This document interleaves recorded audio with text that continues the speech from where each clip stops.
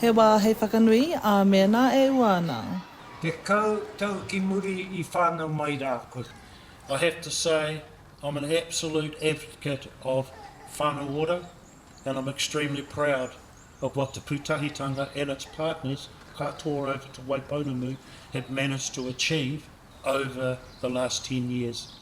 Nō tēnei wiki, e whakanui ana e te Pūtahitanga o te Waipounamu, tā rātou huringa tau te kau, ki ngā hauewha marae. Koinei te wāhi tīmata I te kaupapa o Whānau Ora ki te Waipounamu. Ngā hauewha open their doors to the launch here at 250 Pages Road. There are whānau days throughout the rest of the motu, murihuku, and of course over on the coast is a beautiful dinner.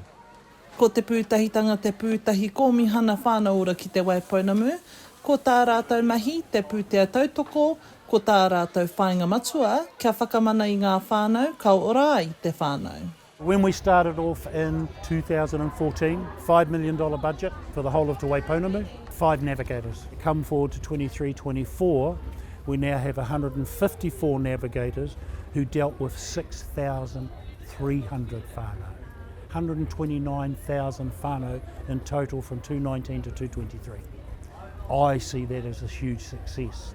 Ko Ivy Harper te Pouārahi o te Pūtahitanga, nā I mahitahi ia ki te taha o kahurangi tariana turia ki Pāremata I te wā I whakae te mahi Whānau Ora.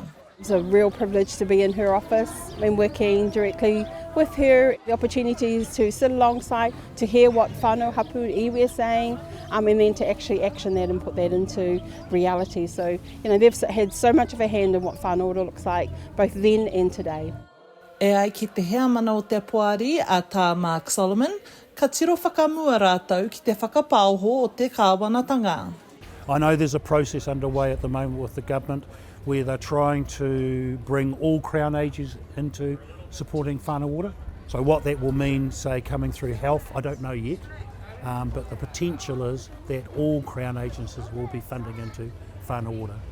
Hei tā Harper, mei kore ake I te tautoko o ngā tāngata ki konei, kua kore te Whānau Ora. I think of all the whānau who have dreamed, and for many of them their dreams have come to reality. In fact, they are still doing their kaupapa today, and that's the amazing thing. But also proud to be surrounded by an awesome team of kaimahi who believe in the kaupapa, and I think we're almost there. You just need to open the doors and let whānau dream. Mā tātou te ara, kia ora I te whānau.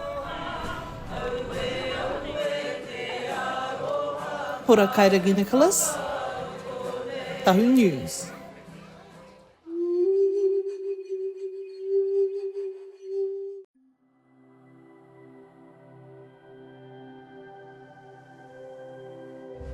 Ko te reo, te take.